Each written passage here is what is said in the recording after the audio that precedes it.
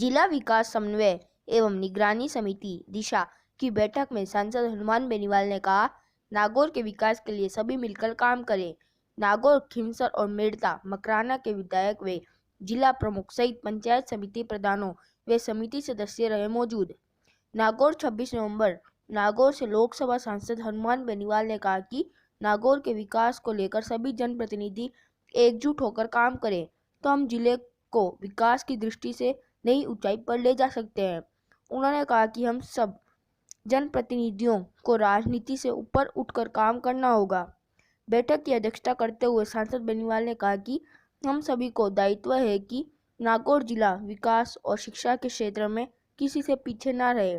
बेनीवाल ने कहा कि केंद्र की बहुत सी योजनाएं हैं जिनका लाभ आम आदमी तक पहुंचने के लिए इनका व्यापक प्रचार प्रसार किया जाए। उन्होंने कहा कि समिति की बैठक योजना अनुसार 3 माह में एक बार प्रस्तावित है, किंतु कोरोना काल में ऐसा संभव नहीं हो पाया।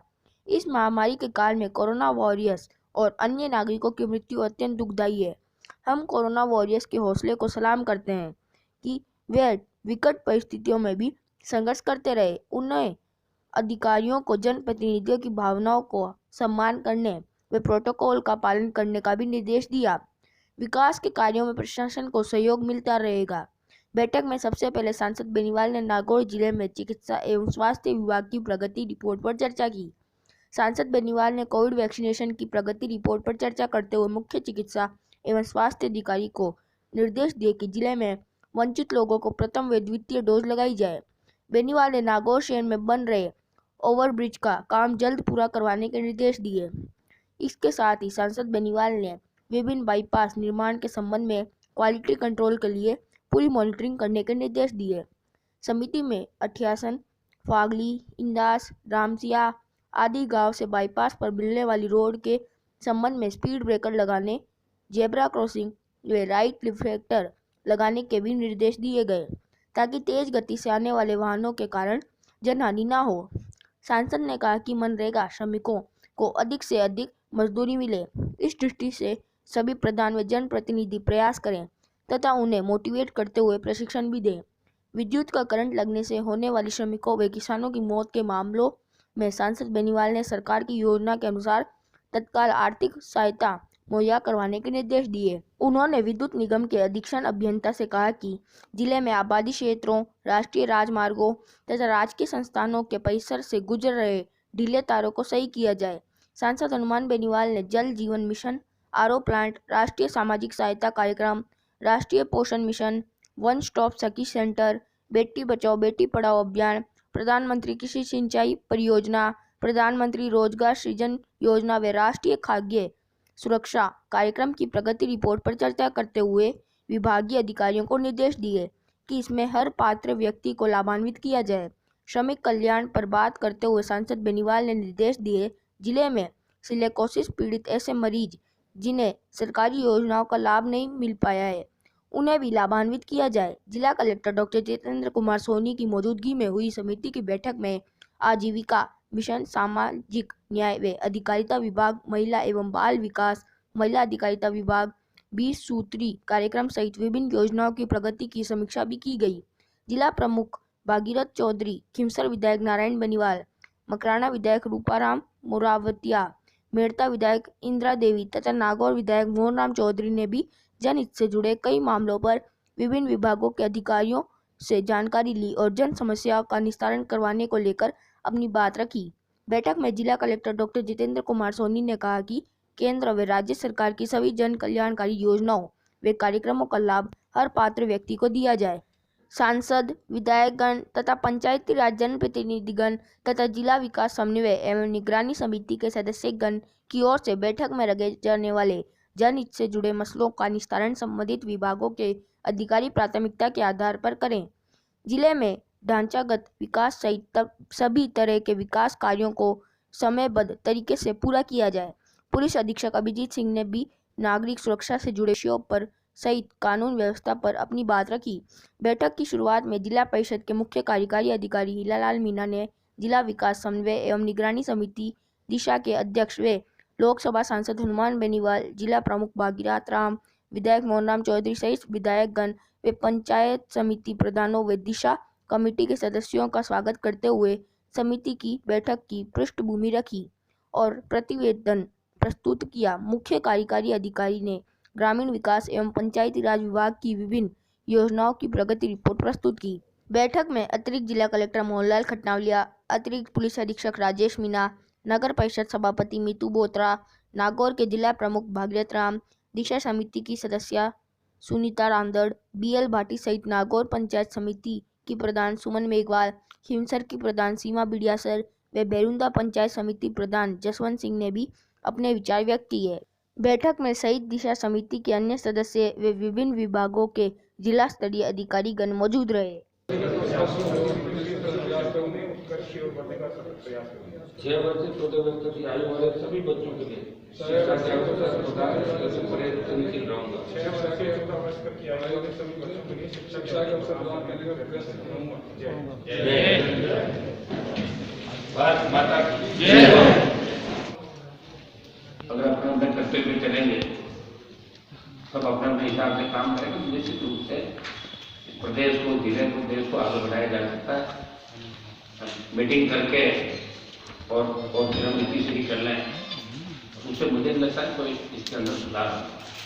दिशा का जो गठन है वो इसलिए भी किया गया है कि राज्य और उसके अंदर की जो योजना है, इनको किस तरीके से हम यहाँ से भी प्रस्ताव बना के दिल्ली भेजें, दिशा के माध्यम से उसका मैसेज होना जाता है। दिल्ली के अंदर भी लोकसभा में डिस्कशन चलेगा 29 तारीख से। पिछली जो बैठक हुई थी दिशा की, करीब 8-9 महीना हो गया। दुर्भाग्य इस बात का है कि गंभीरता से इनको नहीं लिया जाता। पिछली बार भी मैंने चर्चा आपकी तरफ से हुई और ये मेरी 2 ही मीटिंग सांसद बनने के बाद दिशा की 2 मीटिंग हुई, उसमें 2 बार आप भी हो। तो अपने उस समय कहा था उसी तो अटले पहले वाले उनके ऊपर क्या कार्रवाई हुई, क्या नहीं हुई, उनसे अवगत नहीं कराना। इसका मैसेज नहीं जाता है कि भाई मीटिंग करके किसी से कर लो और इससे भूल जाएंगे, बाद में जो मीटिंग होगी तो मिलता है। कल आप बता रहे हो, हमारा भी बताया कि नहीं जाते। इन चीजों पे हमें ध्यान रखना, आगे से ऐसी शिकायत नहीं आए। जब ये नए साल के अंदर हम सब मिलेंगे, वैसे हम 3 महीने के अंदर एक मीटिंग कर सकते हैं। कोरोना की वजह से, समय की वजह से कई बार पार्लियामेंट लंबी चलती है, कई बार विधानसभा चलती है। हम भी चाहते हैं कि सारे विधायक इसके अंदर आए।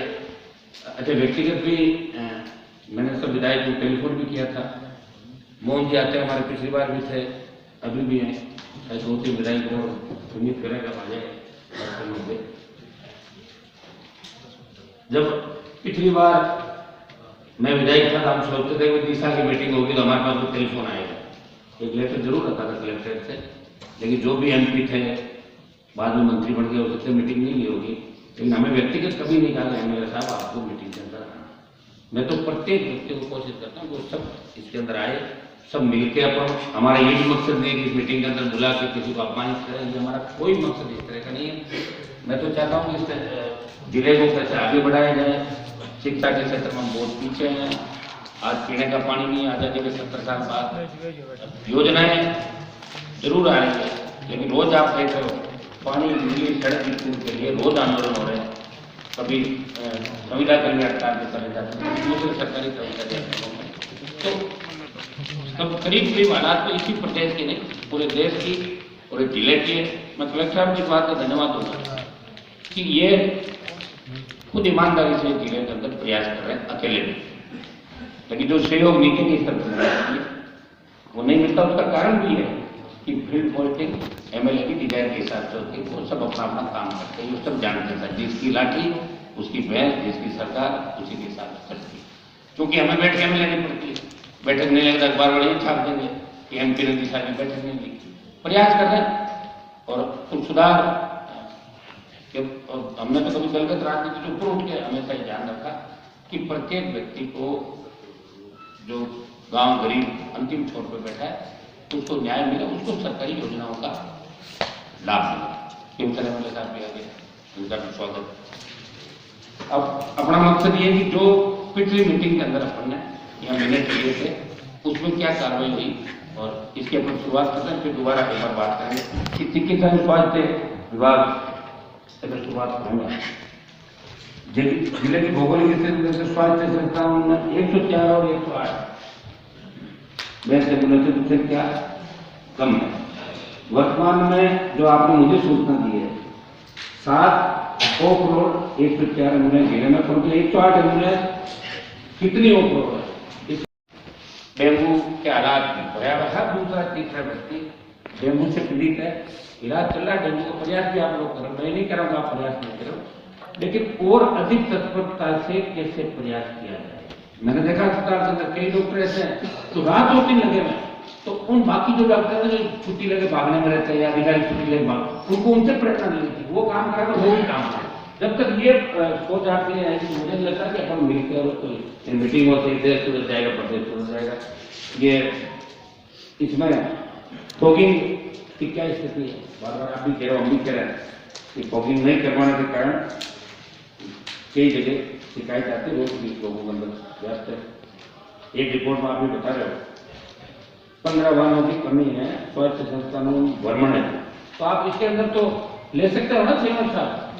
वाहन जब कमी है तो आप इस पे लेते हो ना वाहन, संविदा पे वाहन नहीं लेते क्या सीएम साहब है? सीएम साहब हाँ, तो ले रहे भाई बता तो लो आप। इस चीज की तो कमी रहनी नहीं थी, किराया आपको नहीं देना पड़ता, तो सरकार देगी किराया। आप तो समय समय पे आपको तकलीफ है ना कि भाई हमारा स्टेट गवर्नमेंट में नहीं चल रही है दिल्ली, तो आप हमसे बात भी तो क्या करो, खाली हो सरकार में मिलकर कुछ करना ऐसा लगता नहीं सर। अकेला व्यक्ति कुछ नहीं कर पा रहा, पता नहीं। इसी में जो टेलीफोन डायरेक्ट नहीं उठाया क्या कर लेता, सेक्रेटरी नहीं उठाए, फिर आप कलेक्टर के माध्यम से, एमएलए के माध्यम से, एमपी के माध्यम से बात को पहुंचाते, इसके अंदर आप करा लो।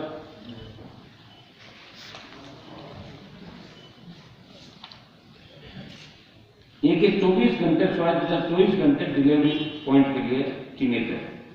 वहां पर सामुदायिक स्वास्थ्य केंद्रों में स्टाफ की अनुपलब्धता की कई शिकायत आती है, इसका आप करो तो अपने काफी भर्तियां भी करिए ना खूब सारी। हाँ हाँ,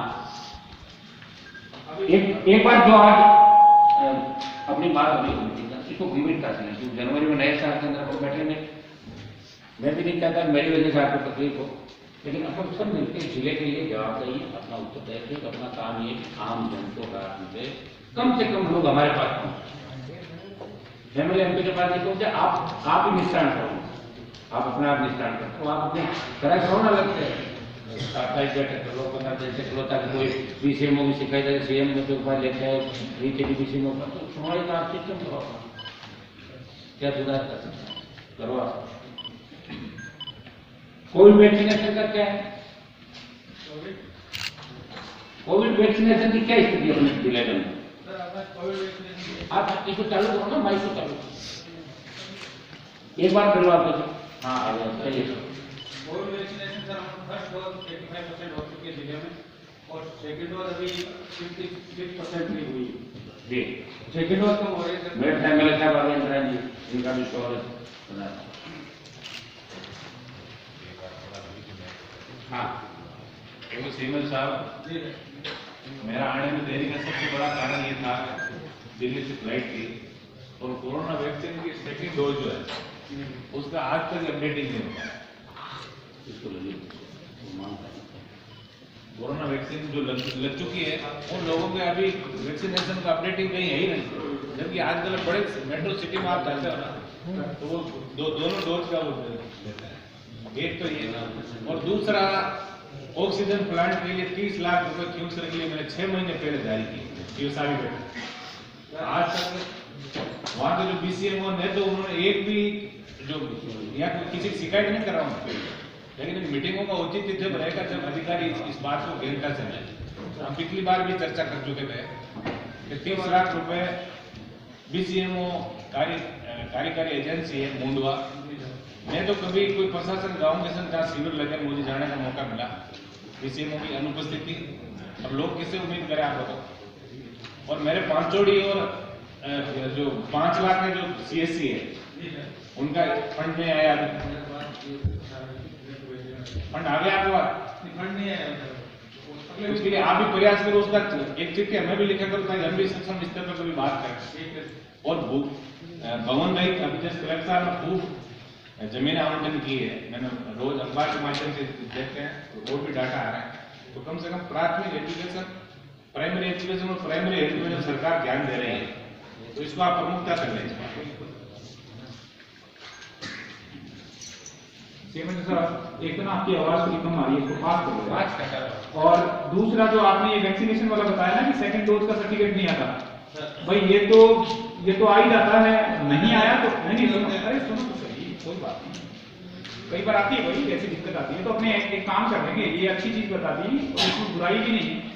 आज अपनी सेकंड डोज ड्यू है, मुझे लगता है 4.5 लाख लोगों की, जिनके 84 दिन के बाद लगते हैं ना, कोई बात नहीं। अब आप एक काम करो, अपने पीआरओ के माध्यम से ये बता दो कि कोई भी व्यक्ति अपना प्रमाण पत्र प्राप्त करना चाहता है फर्स्ट डोज का और सेकंड डोज का, वो व्हाट्सएप पे डायरेक्ट प्राप्त कर सकता है। भारत सरकार की सुविधा है, उसके अंदर वो व्हाट्सएप नंबर न्यूज़पेपर में दे दो, बस नंबर वही होना चाहिए जो उसने वैक्सीनेशन के टाइम लिखवाया था, कुछ भी नहीं करना। अभी भी मतलब कोई भी व्यक्ति कितनी बार भी प्राप्त कर सकता है, मैंने उसको खुद प्राप्त करके देखा है, वो आ जाता है, तो वो आज दे दें, ताकि जैसा मेरे साथ बता रहे हैं वो लोगों को भी दिक्कत आती है, और ये बात बिल्कुल सही है।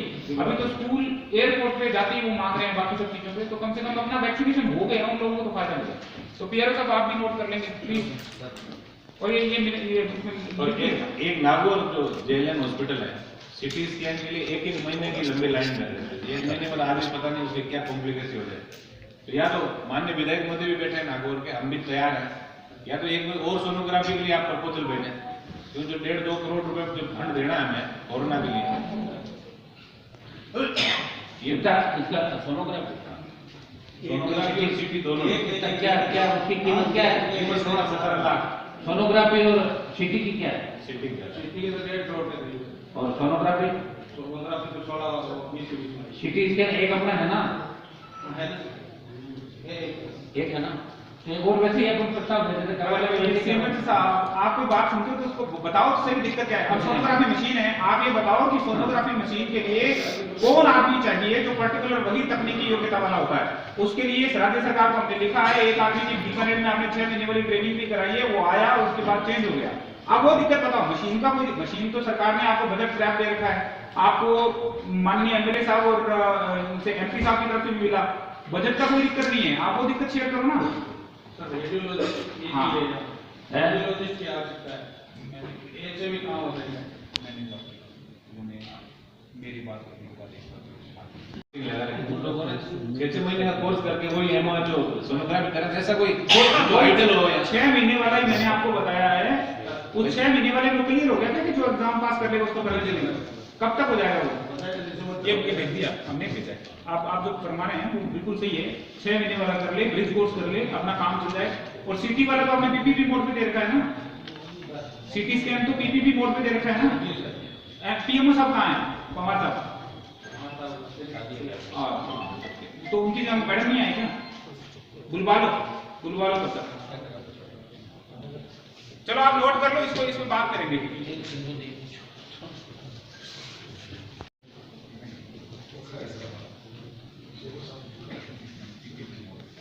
आपको ध्यान है कि पीपीपी मोड में चल रहा है नहीं चल रहा है? जब पूरी बात जानकारी नहीं है कोई दिक्कत अभी अगली बार करेगा तो कोई दिक्कत नहीं। अभी यार सीएम जो जवान है, अभी हर चीज उसके हिसाब से करा करो। आप तो पीपीपी मॉडल को क्यों मत करो, सरकारी बढ़िया है। आप तो एक काम करो, आप तो एक काम करो, वो उसमें जो वो कोई कर रहा होगा डायग्नोस्टिक, एमके डायग्नोस्टिक वाला होगा, उसके पास होगा टेंडर। आप एक बार तरीके से पहले बात कर लो। सीटी स्कैन और सोनोग्राफी में पीछे भी दिक्कत आई थी, तो कई लोगों ने, विशेषकर प्रेग्नेंट लेडी जो है उसका जब टाइम अपने आगे देते हैं तो उसको बड़ी दिक्कतें आती हैं। और बाद जब बीच में दिक्कत आई थी, मशीन खराब हो गई, तो हमने क्या किया, प्राइवेट वालों, हमने कहा भाई उसका नुकसान वो लोग नहीं भुगते हैं जो हमारे पास आ रहे हैं, प्राइवेट वाले से कराओ, पैसे अपने देंगे, फिर अपने आरएमआरएस से उसका भुगतान कराया। तो कम से कम ये 6 महीने वाली बात है, मीटिंग में भी नोट करो ना, 5-7-10 दिन से जाती है बात तो ठीक रहता है। हमने भी लिखा, मीटिंग में भी रिसीव था, ये भी भिजवा देना। आप तो पीएमओ के साथ बैठते हैं, नई बात हो, मान लो अभी आप पीएमओ घंटा का मान लो, दोनों बैठ के आए, क्योंकि अपन मीटिंग के अंदर आए ना पूरी तैयारी के साथ, नहीं होते वहाँ से हॉस्पिटल से कोई आके आता है, इसको ध्यान रखना सारी बात। ये कि मेडिकल कॉलेज वाला बताओ आप, दिल्ली का पैसा सारा आ गया, स्टेट का भी आ गया, क्या चल क्या रहा है मेडिकल कॉलेज ये निर्माण का?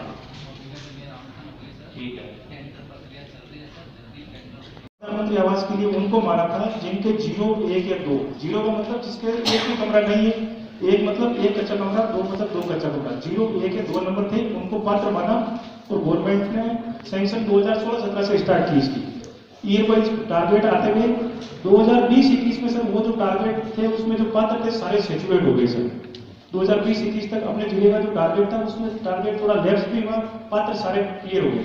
उसके बाद में सर 2018 में गवर्नमेंट ने वापस सर्वे करवाया, तो 2011 में जो परिवार साथ में रहते थे बाद में अलग हो गए, तो कुछ पात्रता की श्रेणी में आ गए, तो आवास प्लस पे वापस सर उनका रजिस्ट्रेशन हुआ।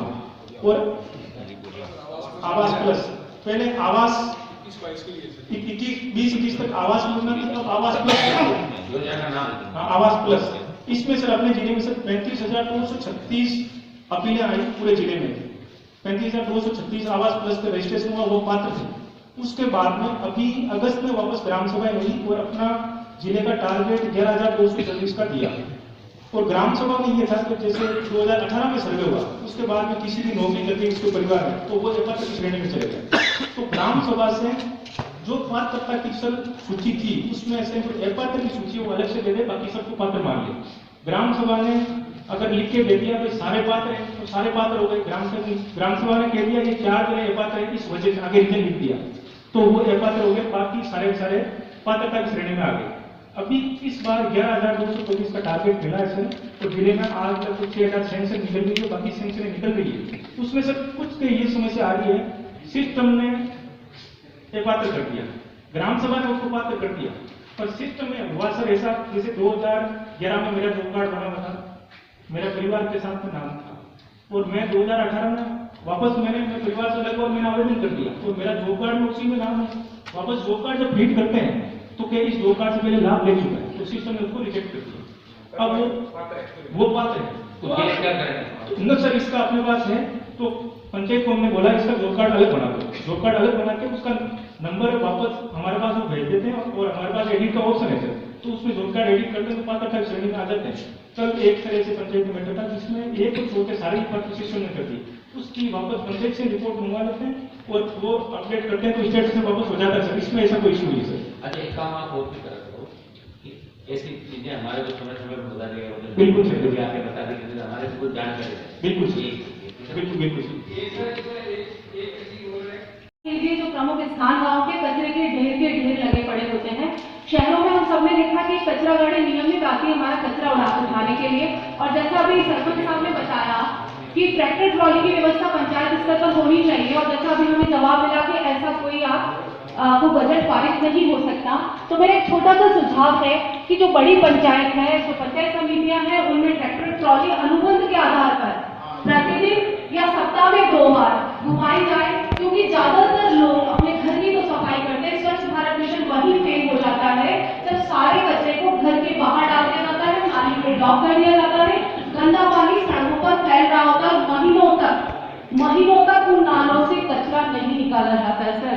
तो कृपया हम बात करते स्वच्छ भारत मिशन की, हम बात करते कोरोना की, डेंगू की, बहुत कुछ हम कर लेते हैं, लेकिन हम ग्राउंड लेवल पर ही जीरो हो जाते हैं, क्योंकि सफाई व्यवस्था तो कहीं नहीं है।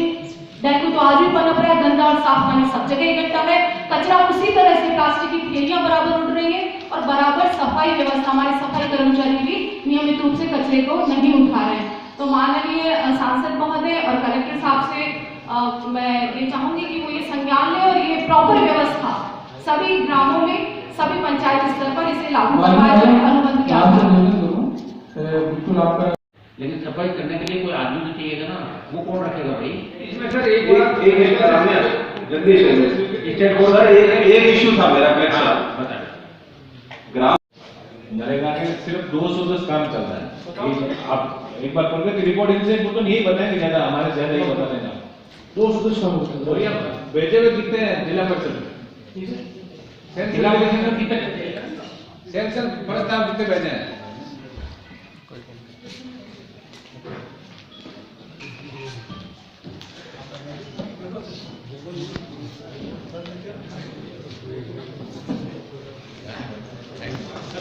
इस पखवाड़े जो आज की जो रिपोर्ट है सर, उसमें 216 काम मुंबई में है, तो उस पर लेबल लगी हुई है। इसके 216 में 10,905 नागौर सर, और टोटल जिले में अपने 1,67,899 लेबल लगी हुई है। सर 20-21 में 15 काम शुरू करते आप TS पूर्ण हो चुके हैं सर। अच्छा बेटी साहब बैठो, ओके। अब तो एक काम करो आप, ये जो एमएलए साहब ने एप्लीकेशन भेज किया ना, इसको आप ठीक करो। बिल्कुल सर, मेरा निवेदन है आप गरीबों का ध्यान रखो, आप आदर्श बनो, आदर्श हो। नागौर के कलेक्टर पूरे जिले के लोग कहते हैं अच्छे कलेक्टर हैं, बट आपको अंधेरे में रख के सीओ साहब ने ये 100 करोड़ की जरूरत निकाली है। हम जैसे लोग बोलते हैं तो आप और बोलने नहीं देते हो। अंधेरा तो नहीं, आपको अंधेरे में रखा आज कलेक्टर साहब, 100 करोड़ की जरूरत है, 4 वीडियो होने के बाद में कैसे निकली? बताते हैं। आप बताओ इसका पूरा सदन को इसको अवगत करो।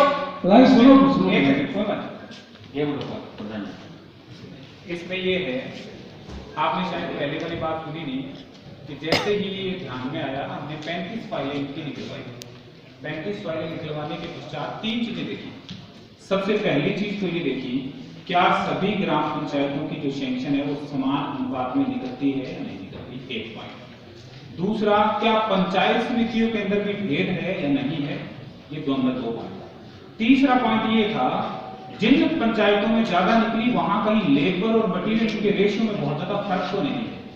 35 फाइलें जिनको चेक की उनमें ये कमियां पाई गई। सुन ले, मैं जवाब दे, सुने।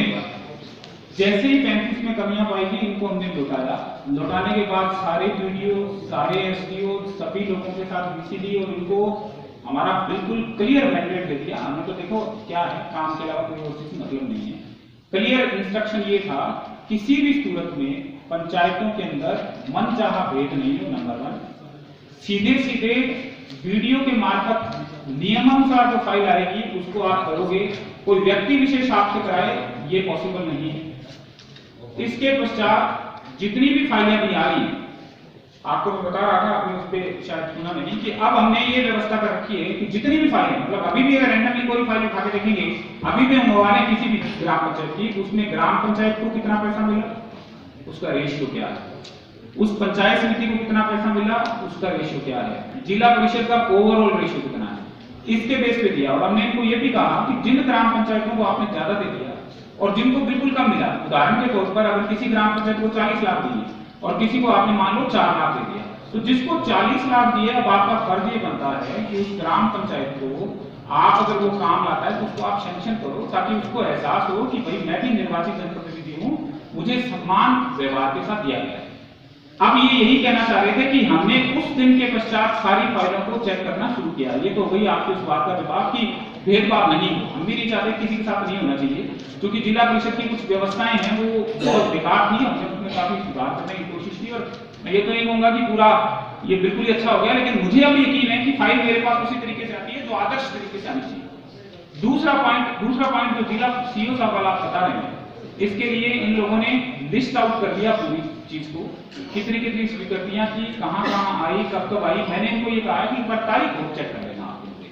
कई बार क्या होता है कि किसी सैंक्शन के अंदर अगर तारीख पहले की पुटअप की हुई है और इस अवधि की नहीं है, तो आपने उस अवधि के निकाल के दे दी है संख्या, आप एक बार तारीख के हिसाब से चेक कर लो, लिस्ट बना लो, फिर ये भी देख लो कि उन ग्राम पंचायतों में पहले से कितनी सैंक्शन थी, एक लॉजिकली कर लो।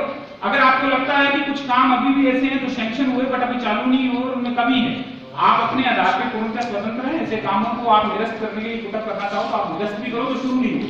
लेकिन हमारा मकसद ये होना चाहिए कि जितने भी सरपंच साहबान, 500 ग्राम पंचायतें बड़ा एरिया, 500 ग्राम पंचायतों में सारी चीजें जो आपके पास आए वो बहुत ही अच्छे तरीके से सबके साथ संतुलित तौर पर होनी चाहिए। प्रधान जी बहुत इसका रास्ता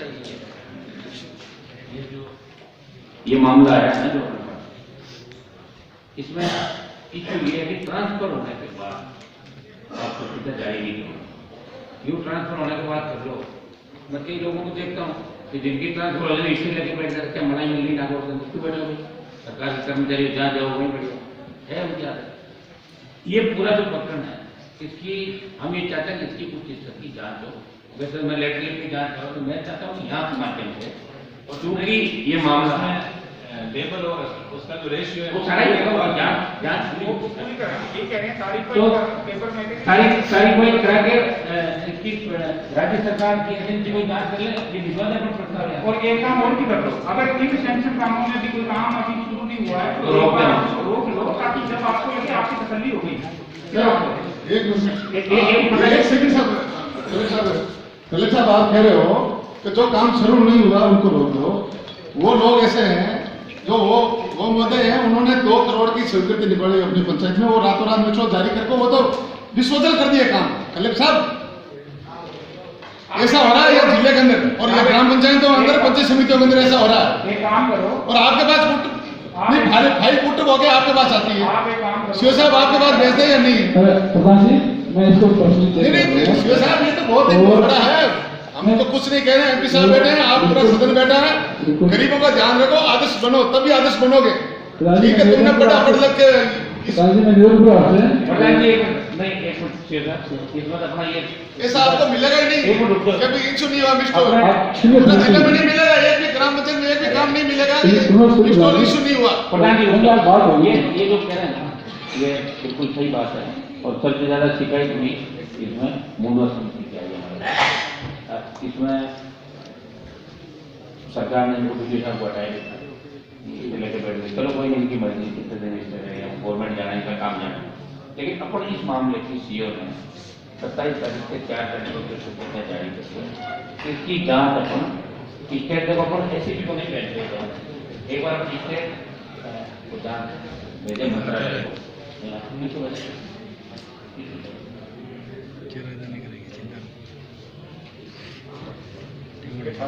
हाँ, स्टेट की एजेंसी इस पूरे मामले की जांच करेगी जो क्या 27/7/2021 सक्षम अधिकारी को भेज के पूरे प्रकरण की जांच सारे मामले करेगी, फिर अगर आवश्यकता समझेगी तो जांच आगे की जाए। अपने यहाँ से जांच राज्य सरकार ठीक है ना। एक बार एक मिनट साहब, ये सर्वे जब करते हैं इनका पैसा पहले, इनका कमीशन 20% या 15% पहले इनके कोई थर्ड पार्टी के पास जाता है, तो फिर ये उनको वो पैसा रिलीव करता है, 2 लाख या लाख जो भी। ये हकीकत बात है, ये मैं दाग देता नहीं है, मैं झूठ नहीं करता हूँ, ये सत्य कहता हूँ। आपके संदेह में होना चाहिए ये श्रम विभाग के अंदर ऐसा हो रहा है, और ये पत्रावली इनकी एप्लीकेशन है, इन लोगों की एमपी साहब के पास पड़ी है, इन लोगों ने दी है, नागौर के हैं, मुंडवा के प्रकरण है, नागौर के जो भी मामला है सिलिकोसिस में वैसे में निवेदन पेमेंट सिस्टम अब कहां से कर दिया इसका? नहीं एक सेकंड,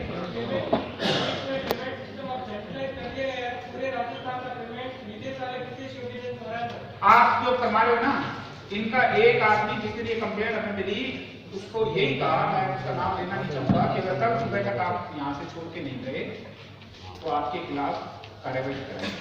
और एक ही दिन में कहने के बाद शाम को 5:30 बजे बोला था, सुबह 10 बजे आके ऑफिस में पूछा कि ऑफिस में है, पता लगा कि अपना काम कर रहा है। मतलब हम तो सिरे से नापसंद करते हैं इस चीज को, और गरीब सिलिकोसिस बेचारे जिसको पता है कि 10 साल बाद में 9 साल बाद कहना नहीं चाहिए, 9 साल 10 साल बाद उसकी मौत होने वाली है, तो उसकी मदद करनी है। वैसे आपको जानकर अच्छा लगेगा, मैं बाकी सबको बताऊंगा कि 2200 के करीब हमारे ऐसे प्रकरण हैं जिनके अंतर्गत जब हमने ज्वाइन किया था तो पता लगा 6 डिपार्टमेंट के लाभ मिलने चाहिए, मिलते नहीं। जैसे 1500 रुपए की पेंशन देता है वो डिपार्टमेंट, वो रजिस्ट्रेशन कमरा राम जी देते हैं उनके परिवारजनों को गेहूं निःशुल्क, ये इनका काम है। इसके अलावा उनके बच्चों को पालन आदि का काम पूरी समाज के साथ देता है। माइनिंग डिपार्टमेंट देता है उनको जिंदा पर 3 लाख, मृत पे 2 लाख। लेबर डिपार्टमेंट की तरफ से ये भी 3 लाख और 2 लाख। और आपको अचरज होगा, एक का भी डेटा नहीं था, मुझे ये नहीं कहना चाहिए कि मतलब इतनी बड़ी कंपनी पर ज्वाइन करने के बाद हमने 2200 का पूरा डेटा तैयार कराया और कोशिश की जिस विभाग से 2-2 चीजें पेंडिंग है वो दिलाएं। और कई प्रकरण तो 5-5, 7-7 साल पुराने थे जिनमें इन्होंने ऑफलाइन भी हमने इन्फॉर्मेशन दिलाई। आपने बताया वो भी सहमत उस बात से, इनके पार्ट में कमियां हैं। और मैं बिल्कुल है, मैं लेबर डिपार्टमेंट को फिर कहना चाहूंगा कि ये बात सुनना आप सारे बुरे नहीं है, मैं सभी लेबर को नहीं कहना चाह रहा, पर आपके पार्ट पर अगर जहां कमियां हैं आप उसको सुधारिए प्लीज। सिलिकोसिस जैसे पेशेंट के लिए मतलब वो जो आ रहा है उसके परिवार के लोग आते हैं, तो बहुत ही मैं इसमें एसपी साहबान को और बीडीओ साहबान को बहुत धन्यवाद दूंगा, आपने बड़ी जिम्मेदारी से इसमें फॉलोअप किया, आप लोगों की वजह से लाभ मिला। प्लीज आप भी ध्यान दें, सिलिकोसिस के मामले में अगर कोई बात आती है उसको प्लीज जिम्मेदारी से देखें, संवेदनशील कर सकें इसको। ये मुझे बात करना ये अपनी सरकार आएगी मेरे सबको जेल में डाल देंगे, सरकार बनाएगी। अभी ऐसे ही चल रही सरकार, भगवान तो होगा साहब अभी क्या मीटिंग में करके होना क्या है?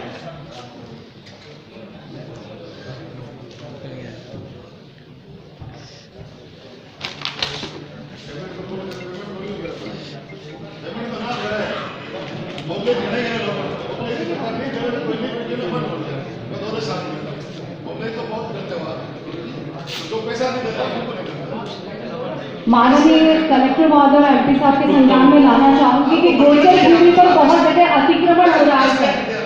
गोचर भूमि पर बहुत जगह अतिक्रमण हो रहा है सर। तो इस विषय में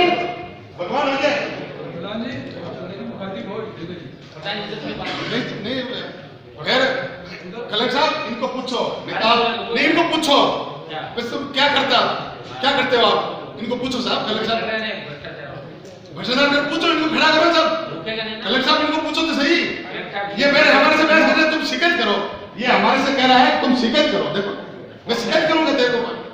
ये बोल रहे हैं, ये भगवान बोल रहा है कि आप शिकायत करो मेरी। देखो ये बोल रहे हैं साहब, अधिकारी जिला का श्रम विभाग का अधिकारी जो गरीबों का जो देख रहा है, गरीबों को मोबिलाइज करना, गरीब से गरीब। कोई बात ये लेबर डिपार्टमेंट और मैं आप ऐसे घरों को तड़प गए सड़कों पे। नहीं सुनो, लेबर डिपार्टमेंट आपका उत्तरदायित्व नहीं बनता है। देखिए क्या है, अगर हम अधिकारी की मीटिंग कर रहे हैं वो अलग बात होती है, माननीय जनप्रतिनिधिगण के साथ बैठे हैं। अगर आपका कोई आक्रोश है तो आक्रोश ऐसे पनपा नहीं होगा, कोई ना कोई शिकायत आती है बात है, कोई बात नहीं। आपने अपनी बात रखी है, मैंने आपके बिहाफ पर बता दिया। लेकिन अभी भी मैं कहना चाह रहा हूँ, मैं इस बात पे हमेशा यकीन रखता हूँ कि अगर पीड़ित आदमी सचमुच दुखी होकर जा रहे हैं ना, तो सचमुच इसकी परेशानी तो फेस करनी पड़ती है। और इसमें बुरा मान, ये मैं सबके लिए कह रहा हूँ, आपकी तरफ थोड़ी, मतलब जितने स्वयं से लेकर सबके लिए, कि जो इंसान नियम सम्मत तरीके से काम करने की प्रक्रिया का उल्लंघन करते हुए अन्य तरीके से काम करता है वो पीड़ा भुगतेगा। सिलिकोसिस वाला पेशेंट है, अपना फंड करता है, उनको लाभ। सर मेरा निवेदन है, बात है 5 व्यक्ति पिछले 1 साल से पीड़ित हैं और महिला भी आगे। आप उसको बुलाओ, आप उनको बुलाओ सदन के सामने। सत्य हो जाएगा, सत्य है या नहीं है? ये अधिकारी महोदय कह रहे हैं आप शिकायत करो, आप उनसे सुनो। मैं इसको आसान करता हूँ आपकी काम। मैं 5 आदमी बाहर करें, रामचंद्र जी 500 के नाम लेकर आओ, शिकवाल साहब साथ आओ। अरे इनको क्यों भेजे साहब? प्रधान जी को आप मानने करवाएंगे तो बात करवा दो ना। बताओ अमृत के अंदर 78 किलोमीटर लेंथ है टोटल, जिसमें से 57 किलोमीटर कंप्लीट करके वो करा दी है। तो 21 किलोमीटर बाकी है, वो एसटीपी की वजह से डिले हो गया। एसटीपी डिले का क्या कारण क्या है? सर वो भाई कपड़े यूं करो ना उसके पास। सर एसटीपी की वजह से एसटीपी जमीन नहीं मिल पाई थी। अब एसटीपी की जमीन मिल गई, अपन को काम मिल सकता काम। जी सर। तो समय में जो काम नहीं करा उसके खिलाफ एक्शन करते हो? सर वो स्टेट हाउस के ऊपर जमीन के ऊपर, तो उसके डिले के कारण से जमीन। चलो, प्रधानमंत्री आवास योजना शहरी क्षेत्र में आप अपनी कोई नगर परिषद की समस्या है वो बताओ। अच्छा सुनो, आप ये सही बात, आर्थिक सहायता में 2 आपको मैं खुशखबरी ये दूंगा। एक तो अपना जो गोगला से लेके और बीकानेर जो पुलिया है, यहाँ तक करीब 20 करोड़ रुपए में सैंक्शन किया है भारत सरकार ने। 6 किलोमीटर 4 लेन और डिवाइडर बना के रोड लाइन, और दूसरा मतलब चौराहे से लेकर मूल माना था, ये करवा 2 काम तो आप ये करवा याद आइए। और आपके आप बताएं, एमपी कोटे से एमएलए कोटे से एमएलए साहब यहाँ बैठे हैं, आपके खास मैं भी आपके, आप बताएं, आप तो लिख के दे दो कितना पैसा चाहिए। सही काम खर्च करो, कराओ अपनी तरफ से, अच्छा काम कर रहे हो सर। हाँ, और अभी टाइम एक्सटेंशन ये तो इसका हाई कोर्ट का भी DIA लगी हुई है सर। तो 31 मार्च का इंस्ट्रक्शन दिया था, 4 साल हो गया सर। अब क्या करते हैं सर? 31 मार्च का प्रॉमिस किया है।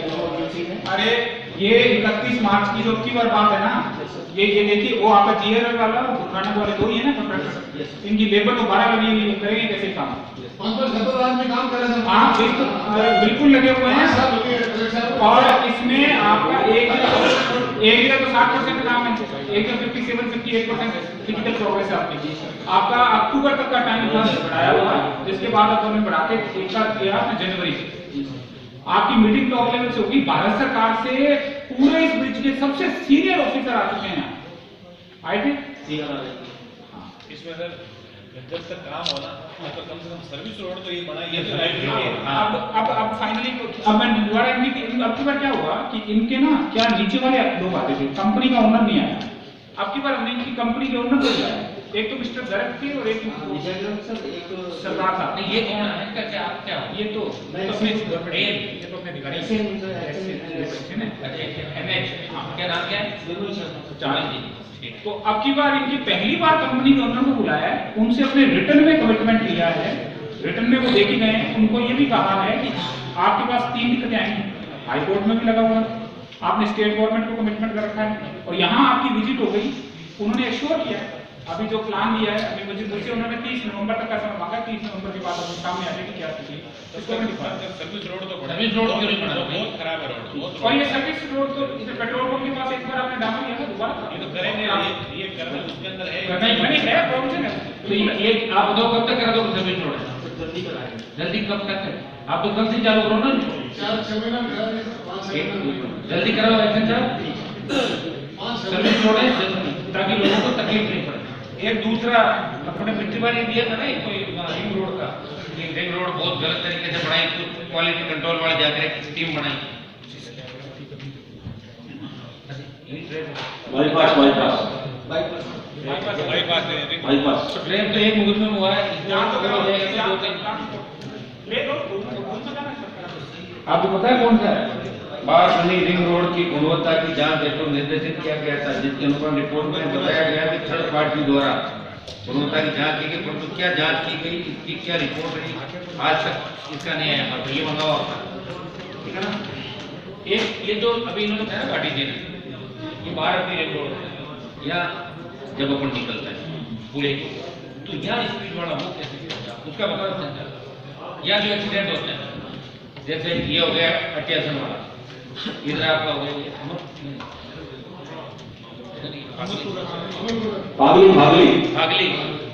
भागली अमरपुरा, या आप क्या करोगे?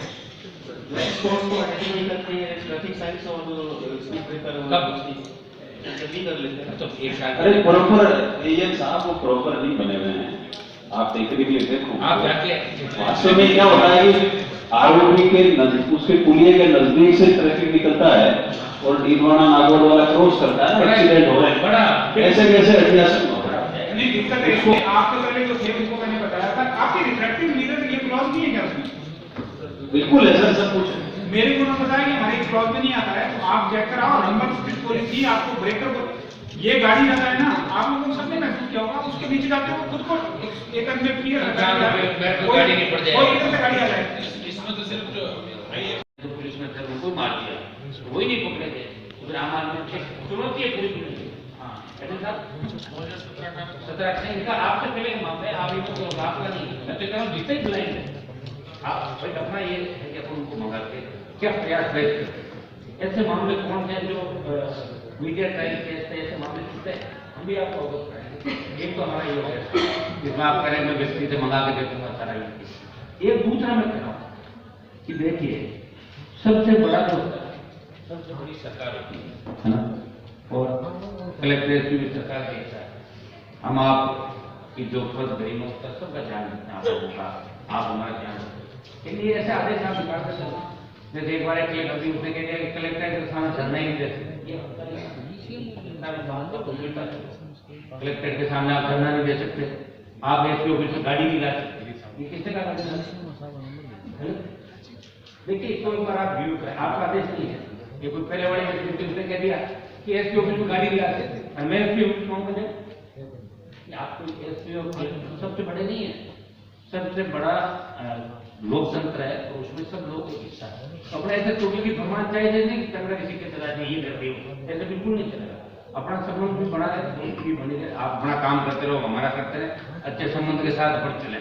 हो सकता है जनवरी में अपन दोबारा मिले ना नए साल में, तो ऐसे जो भी आगे आप बिना प्रदान करके उपयोग किया था आप लोग किसान आंदोलन लड़ाई और आपके दर्शक सिर्फ इसलिए कि भैया कोई नहीं आया, या तो फिर एक भी ऐसा हो कि जिसको लोग पूजा करें, जिसको फिल्म बने, सिग्नल बने, तो खुद क्या कारनामा करके पूरी दुनिया जाने। मेरा ही अगर आप पार्किंग व्यवस्था तो गाड़ी बाहर भी भीड़ रहती है, मतलब क्या है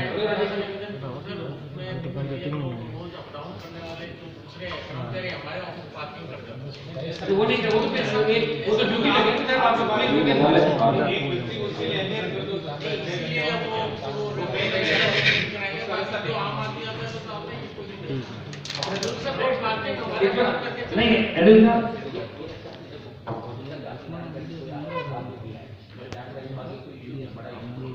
अगर कोई गलती करके जाएगा तो उसको सुधार ये कलेक्टर द्वारा क्या पार्टी हम आप उत्तर प्रदेश से नागौर करेंगे आप क्या कलेक्टर की बाहर भी पार्किंग नहीं है, यहाँ भी नहीं है, तो फिर कहाँ रोकेंगे बताओ? कोई भी सर्विस कुछ से आएगा जो अपना काम के लिए कोई पता नहीं, कहाँ रोकेगा? ये भी तो दिक्कत है सर। ये भी दिक्कत है। मैं निवेदन करूँ, वैसे भी मैं जानकारी सबको जाए, अच्छा लगेगा आपको कि ये कलेक्ट्रेट में पार्किंग, पुरानी कलेक्ट्रेट में पार्किंग का सब कुछ दिक्कत है। व्हीकल बहुत परेशान होते हैं, हम भी बड़े दिक्कत है, वो लोग पता है सर्किट हाउस तक उधर पार्क करके आते हैं।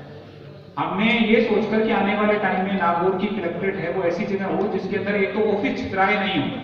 90 के करीब डिपार्टमेंट है जो कलेक्ट्रेट ऑफिस के डायरेक्टली और इनडायरेक्टली अंडर में है। सबके ऑफिस अलग अलग है, हमें खुद को बड़ी दिक्कत आती है। आपको बढ़िया ये बात करनी, हमने एक पूरा प्लान बना के सरकार को भेजा कि आने वाले टाइम में पैसा चाहे कभी भी देना, 2 साल 5 साल 7 साल बाद में आप पूरे मिनी सचिवालय के लिए हमें अलॉटमेंट दो। बढ़िया बात ये हुई कि मिनी सचिवालय के लिए राज्य सरकार से अनुमति मिल गई और वो उस रोड पे हमने लैंड रिजर्व कर दी है। जब कभी भी पैसा आएगा इसका स्थायी समाधान तो देखिए वही है जिसके अंदर प्रॉपर सारे, मतलब ये नहीं हो कि एग्रीकल्चर के लिए आपको यहाँ जाना है, फिर पीएचडी से काम है, फिर अलग जाना पड़ रहा है। मिनी सचिवालय नहीं होता है, तो वहाँ क्या है कि आदमी आ गया ना, उसको कोर्ट, पुलिस और एडमिनिस्ट्रेशन कोई भी तरह का काम है वही मिले। तो वो लैंड बहुत अच्छी 100 एकड़ के करीब की लैंड रिजर्व करवाई है उसके अपना। एक तो कलेक्टर साहब एसपी साहब भी बैठे थे, नागौर भी बढ़ रहा है ना, कई शहर के मामले कौन करते हैं, इसमें कोई अच्छी टास्क बनाते हैं, इनका 2 4 5 का पास में भी सुनो